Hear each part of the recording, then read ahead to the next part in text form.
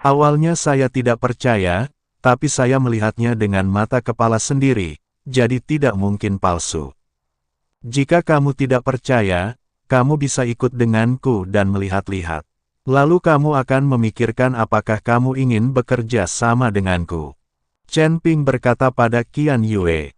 Qian Yue mengangguk dengan cepat dan berkata, "Oke, aku akan pergi dan melihatmu.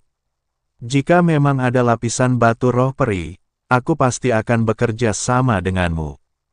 Jika ada urat batu roh peri di sini, kita benar-benar akan menghasilkan banyak uang." Qian Yue mengikuti Chen Ping keluar kota dan langsung menuju urat batu roh peri. Saat dia melompat dari tebing dan memasuki gua, Qian Yue sangat terkejut. Dia tidak pernah menyangka akan ada urat batu roh peri yang tersembunyi di tempat seperti itu.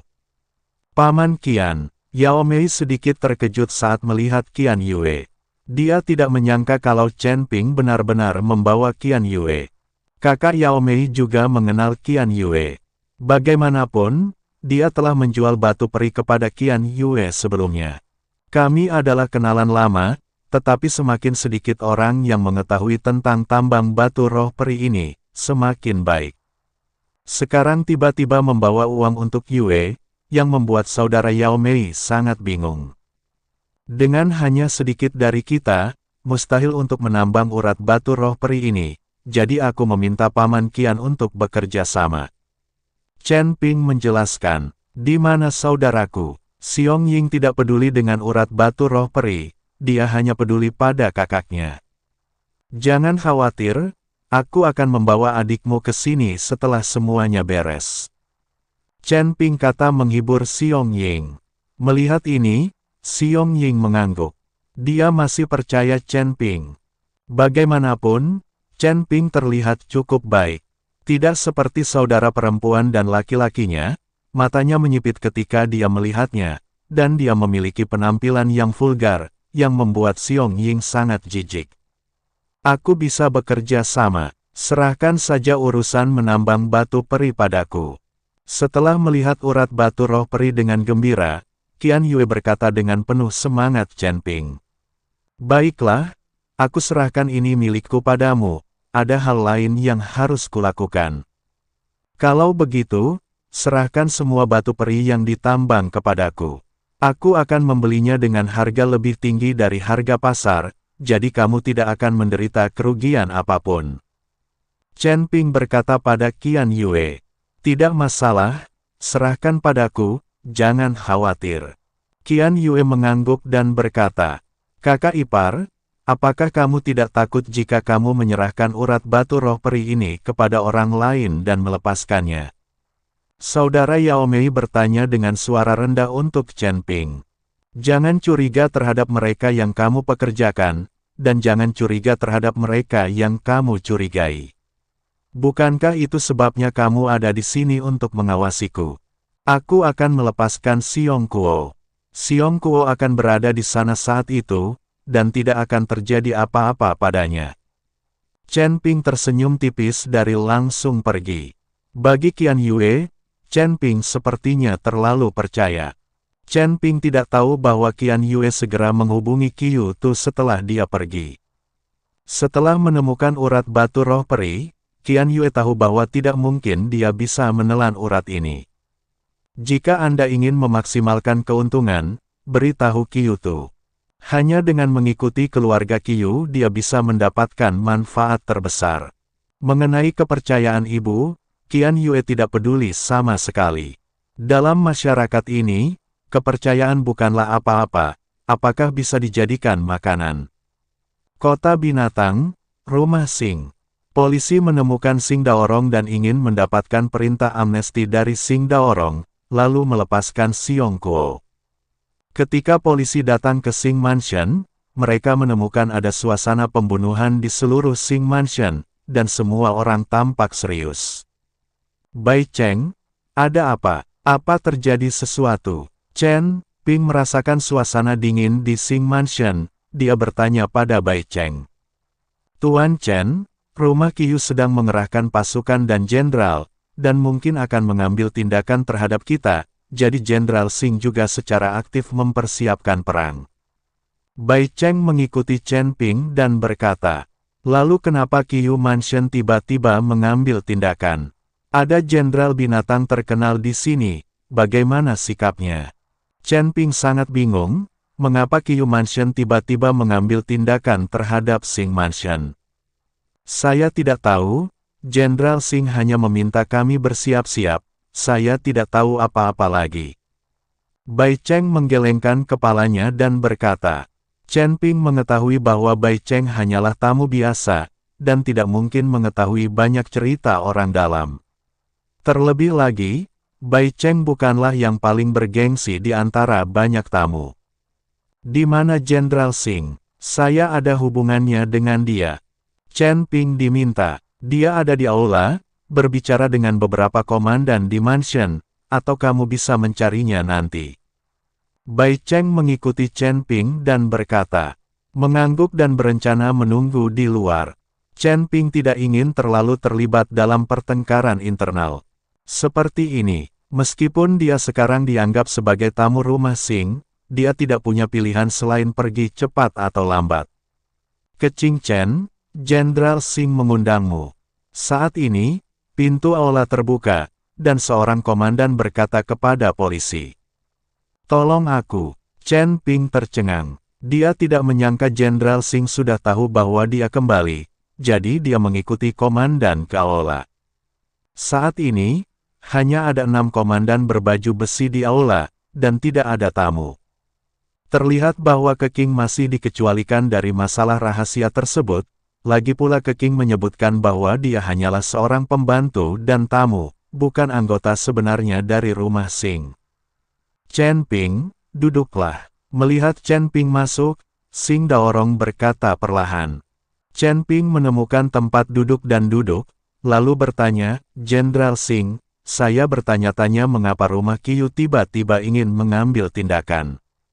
Singh Daorong tidak menjawab Chen Ping asteris, tetapi bertanya Chen Ping, "Apakah kamu sedang keluar kota?" "Tidak buruk." Chen Ping mengangguk. "Apakah kamu membunuh putra Qiyu Wanxing, Qiyu Yu?" Singh Daorong terus bertanya. Chen Ping sedikit terkejut, lalu mengangguk dan berkata, "Iya, tapi dia mengikutiku dan ingin membunuhku dulu." "Apakah karena Qiyu Mansion tiba-tiba mengambil tindakan karena aku membunuh putranya?" Chen Ping, "Saya merasa ini agak mustahil. Meskipun saya adalah tamu Singh Mansion, saya hanyalah seorang tamu. Jika dia membunuh Qiyu Yu, rumah Qiyu pasti bisa mengundangnya untuk membalas dendam. Tidak mungkin dia bertengkar besar dan mengikuti rumah Singh karena masalah ini. Bagaimanapun, Keking hanyalah seorang tamu, bukan anggota rumah Singh. Kamu hanyalah bujukan untuk membunuh Qiyu Yu. Qiyu Wanxing telah mengambil tindakan terhadap kita. Selama periode ini, kamu tidak boleh berjalan-jalan di kota bis sesuka hati untuk menghindari orang-orang dari rumah Qiyu melakukan hal buruk padamu. Saya akan memerintahkan orang untuk menyiapkan lebih banyak sumber daya untuk Anda, dan Anda dapat berlatih di rumah saya." Singh Daorong tidak berencana membiarkan istrinya keluar rumah. Mendengar ini, dengan cepat berkata, "Jenderal Singh, saya ingin meminta perintah amnesti, dan kemudian menyelamatkan seseorang dari penjara." "Tidak masalah, tapi sekarang ada banyak kekacauan di penjara. Kapten Zhou juga terbunuh, dan Jenderal Yan sangat marah. Bagaimanapun, penjara adalah wilayah pengaruhnya, dan Kapten Zhou juga miliknya, dan dia sedang menyelidikinya. Aku akan meminta Bai Cheng untuk membawamu ke sana. Kamu bisa menyelamatkan siapapun yang kamu inginkan. Diperkirakan penjara akan ditata ulang sebentar lagi," kata Singh Daorong. "Kapten Zhou dibunuh oleh putra tertua keluarga Qiyu. Saya berada di lokasi kejadian saat itu." Chen Ping ceritakan situasinya secara detail. Ketika Singh Daorong mendengar ini, dia tidak bisa menahan cemberut, dan kemudian berkata, "Jangan membicarakan masalah ini kepada dunia luar, kamu pergi ke penjara untuk menyelamatkan orang." Singh Daorong dengan santai memberikan perintah pengampunan kepada wanita itu. Chen Ping meskipun dia bingung mengapa Xing Daorong tidak membiarkan dirinya memberitahu dunia luar, bukankah lebih baik bersatu dengan Yan Mansion untuk menangani Qiu Mansion. Tapi tidak bertanya lagi dan pergi dengan perintah amnesti. Chen Ping mengikuti Bai Cheng ke penjara dan menggunakan perintah amnesti untuk membebaskan Xiong Kuo. Ketika Xiong Kuo keluar dari penjara, seorang pria jangkung dan bermartabat menangis. Tuan Chen, terima kasih banyak. Saya ingin tahu apakah Tuan Chen telah melihat saudara perempuan saya. Apakah dia baik-baik saja? Xiong Kuo bertanya Chen Ping. Adikmu sangat baik, tapi ada satu hal. Kenapa kamu tidak mengatakan yang sebenarnya? Chen Ping memandang Xiong Kuo dan berkata. Xiong Kuo tercengang, Tuan Chen, saya ingin tahu di mana saya tidak mengatakan yang sebenarnya. Adikmu jelas sangat cantik, bagaimana kamu bisa mengatakan adikmu rata-rata? Xiong Ying bisa dibilang cantik, tapi pria ini Xiong Kuo sebenarnya mengatakan bahwa dia seperti seorang adik perempuan. Benarkah? Menurutku adikku itu biasa saja, tidak ada yang cantik. Xiong Kuo berkata dengan tatapan polos.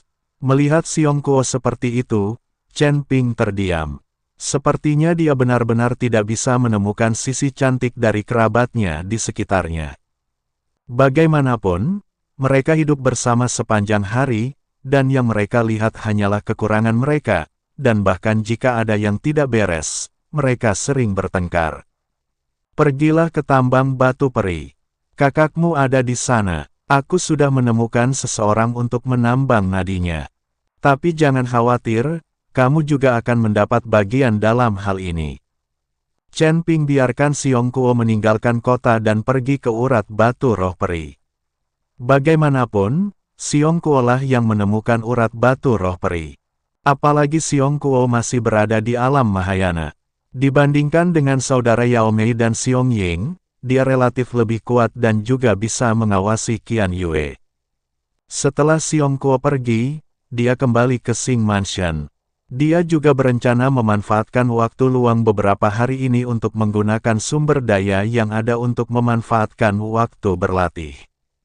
Dia harus berusaha untuk menerobos ke alam Mahayana secepat mungkin. Hanya ketika dia mencapai alam Mahayana dia tidak bisa takut pada orang-orang di kota binatang ini. Tapi tidak tahu sama sekali bahwa Qiyutu telah tiba di tambang batu roh peri bersama orang-orangnya. Melihat batu roh peri yang bersinar di depannya, Qiyutu sangat bahagia. Yao Mei bersaudara dan Xiong Ying semuanya dikendalikan.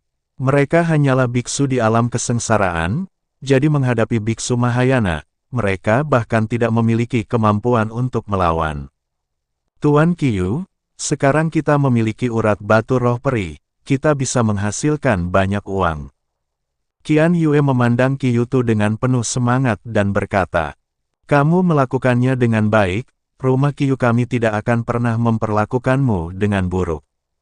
Saya tidak menyangka bahwa Anda akan mencapai prestasi luar biasa setelah Anda bergabung dengan Qiu Mansion kami. Saya ingin tahu bagaimana Anda menemukan urat batu roh peri ini. Qiyutu bertanya pada Qian Yue. Tuan Qiu, seorang biksu bernama Chen Ping ingin bekerja sama dengan saya dalam menambang urat batu roh peri ini, jadi dia membawa saya ke sini. Tapi dia tidak tahu kalau aku telah bergabung dengan Qiu Mansion. Kata Qian Yue. Chen Ping. Qiyutu mengerutkan kening saat mendengar nama itu. Tuan Qiu, orang itu adalah pembunuh saudaramu. Dia mengambil ramuan binatang saudaramu dengan pedang. Kakak Yao Mei berdiri di samping dan berkata dengan tergesa-gesa. Saudara Yao Mei tahu bahwa jika mereka tidak memilih untuk memihak Qiyutu saat ini, mereka mungkin tidak akan selamat. Jadi dia langsung menjualnya. Saudaraku, apa yang kamu bicarakan? Ketika Yao Mei melihat kakaknya telah mengkhianatinya, dia sangat marah, kamu masih bukan manusia. Kamu bisa keluar dari penjara, tapi itu semua karena aku. Tidak masalah apakah Anda pantas mendapatkan pujian atau tidak, yang lebih penting adalah menyelamatkan hidup Anda. Saudara Yao Mei hanya ingin bertahan hidup sekarang. Qiu Tu melirik adik laki-lakinya, dengan cibiran di bibirnya, biarkan dia pergi. Saudara Yao Mei dilepaskan dan segera berlari ke arah Qiu Tu dengan ekspresi tersanjung di wajahnya. Tuan Qiu, saya juga bersedia mengabdi pada rumah Qiu. Saya harap Tuan Qiu dapat memberi saya kesempatan. Apakah kamu kenal dengan wanita itu? Qiu Tu memandang saudara laki-laki Yao Mei dan bertanya. Kami akrab satu sama lain, wanita itu tidur dengan adikku, jadi kami relatif dekat. Tapi adikku juga terpaksa melakukannya. Orang itu sangat kuat, jadi kami saudara dan saudari hanya bisa tinggal bersamanya dan menanggungnya. Saudara Yao Mei membuka mulutnya sekarang dan berbohong tanpa tersipu. Jelas dia yang memaksa Yao Mei tidur dengan Chen Ping, tapi sekarang dia bilang Chen Ping yang memaksanya. Dia mengatakan ini hanya untuk mendapatkan simpati dari Qiu Tu itu.